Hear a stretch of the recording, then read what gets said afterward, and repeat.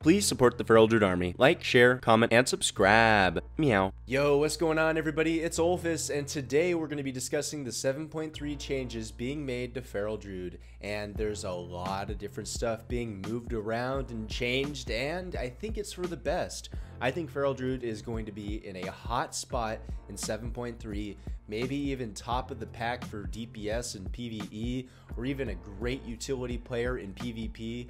And they're going to be increasing the PvP damage in a way. Just wait, I'll explain it all in a second.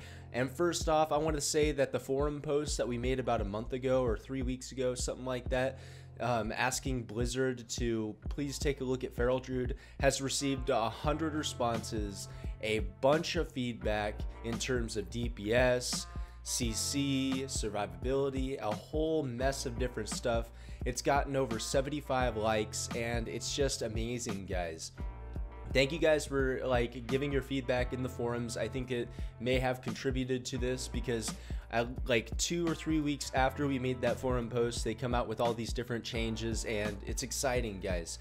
So let me open this up for you guys. I want to discuss this with you and maybe talk about it a little bit. So there's a few different things that are being changed, and right off the bat, to displace any damage reduction from any talents, they're going to be giving Feral an overall damage increase by 33%.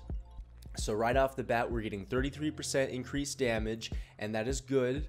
And then, you know, it'll help out quite a bit. We're going to have a lot more damage, you know what I mean? We're going to be stronger, the bleeds are going to be better, everything's going to be better. Everything is going to be better. You know, I think that's good. And then the second thing here down the list, you know, Jagged Wounds is being reduced to 20% duration, or, you know, 20% of damage. You know how Jagged Wounds works. It is a full amount of damage, but 33% less time. So, you know, you refresh your bleeds. And the reason why they're reducing the cooldown or the duration on Jagged Wounds is because they want to make it so that the bleeds are not the priority. They don't want you to have to refresh rip consistently, constantly, just keep going, you know what I mean?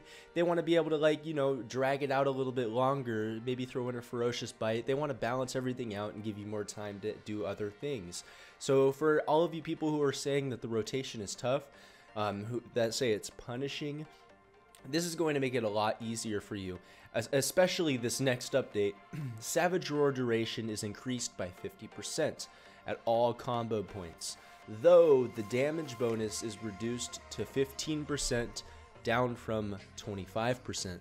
So you're going to be receiving a less of a damage bonus from Savage Roar, but it's going to last 50% longer, so you're not going to have to refresh it as frequently. So you're going to be able to add in other abilities as well to maximize your DPS.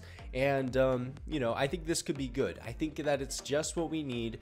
Like I said, they're giving us 33% damage increase right off the bat, and we're losing 10% damage from Savage Roar. So, you know, we're in the long run, we're going to be stronger in 7.3 already, you know what I mean? It's good, it's really good.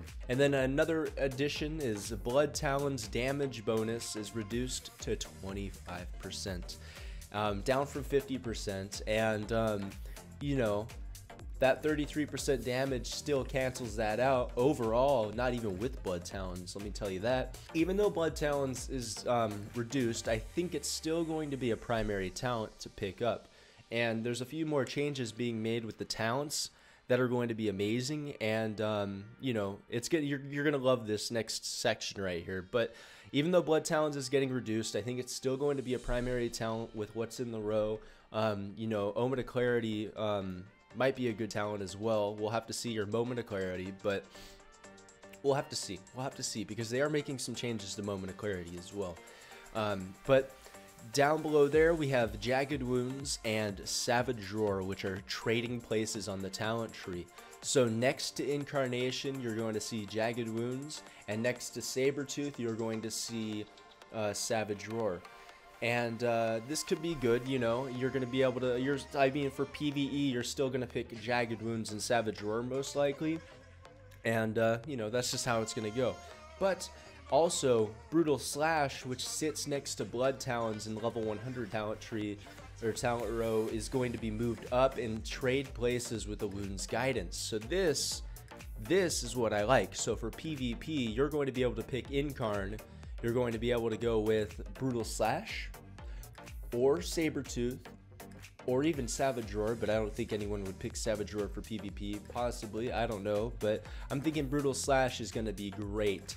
And even Sabertooth, you know what I mean? Sabertooth for duels, Sabertooth for maybe 2v2, Brutal Slash for 3v3, just get that extra damage, extra burst, a whole bunch of different shit going on here.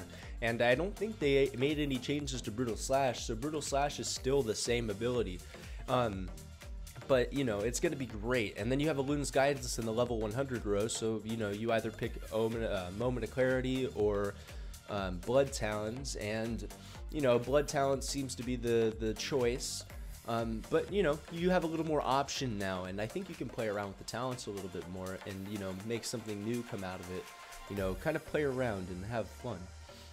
And then some other less major changes that they're making just to increase the quality of life and, you know, tune the class up. Prowl cooldown is reduced to 6 seconds, down from 10 seconds. And this could be good because, you know, the starting of an arena match, if you accidentally go into Prowl and you forget to put your regrowth on, and then you're sitting at the gate like, fuck, I put my Blood Talons on, but now I need to stealth back up. I got 5 seconds left, and then the enemy team runs over to, like, hit you. You know, you're going to be able to stealth in a lot faster. You can get out of stealth to eat, and then go back into stealth a lot quicker. You can get out of stealth to heal, get into stealth a lot quicker. You don't have to worry about waiting 10 seconds. 6 seconds seems like a lot less time. You know what I mean? It just seems perfect. I think 6 seconds is what we need, and 6 is my lucky number, guys. So another thing that's being changed is that Rebirth is castable in all forms, and you know, no longer affected by or consumes predatory swiftness, which is alright. Rebirth, I don't know. It's nothing too major to me personally, but you know, I'm just throwing it in there for you guys. And then Sabertooth's damage bonus to Ferocious Bite is increased to 20%. And you know, for all you Sabertooth haters out there, it's another 5% damage. And it's going to be interesting to see if we pick Sabertooth or Brutal Slash in PvE. Or no, PvP, because I think PvE you're still going to be picking up Savage Roar. I think that's still going to be a viable option. But for PvP, you know, you're going to have to pick between Sabertooth or Brutal Slash, I feel. And they're both going to be good talents, in my opinion. I feel like Brutal Slash will be a big, heavy, quick burst. Sabertooth will be some strong, ferocious bites, and the ability to refresh your rib. I think that's going to be epic. So we're really going to have to see which one plays out better in PvP. And then a change that they're making to Incarn, which is, it's okay. It's not the worst change ever, but they are changing some stuff up for Incarnation. So they're reducing the energy cost to 50%, down from 60%, which isn't that bad. We're not going to see too much of a difference there, and only allows one use of Prowl. You can only use Prowl one time when you pop Incarnation. And that could be because they're reducing the cooldown from 10 to 6 seconds. Before, you could Prowl like 2 to 3 times in one Incarn.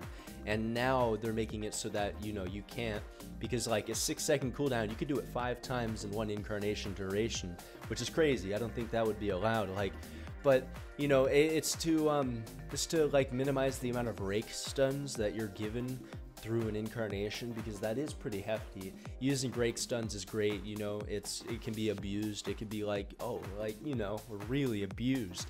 And you know, it's not the worst change in the world. I feel like it's still going to be good. You're just going to have to plan your rake stun or your Prowl a lot more strategically, especially in arena. You're just gonna have to be a little more careful with your Incarnation, in my opinion.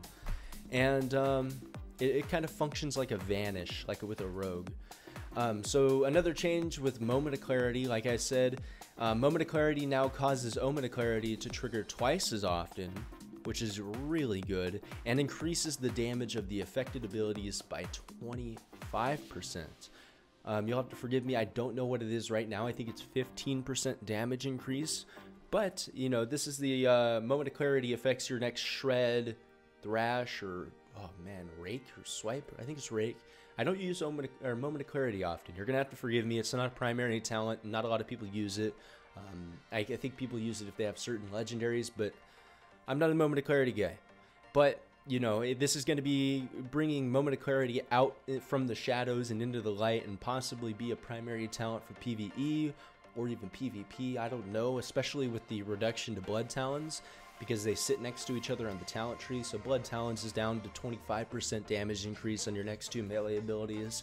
Moment of Clarity might be really good now. I think Moment of Clarity, you know, you have an option to use that now, but we'll have to see because bleeds are still a priority, and Moment of Clarity does not affect the damage on your Rip or Rake.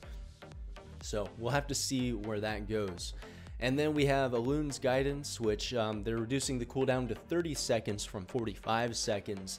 And instead of 5 instant combo points and then 8 for 8 seconds after, you know, they're going to bring it down to 5 combo points and then 5 for 5 seconds after. So, you know, it's less combo points, but a 15-second shorter cooldown, which is really good.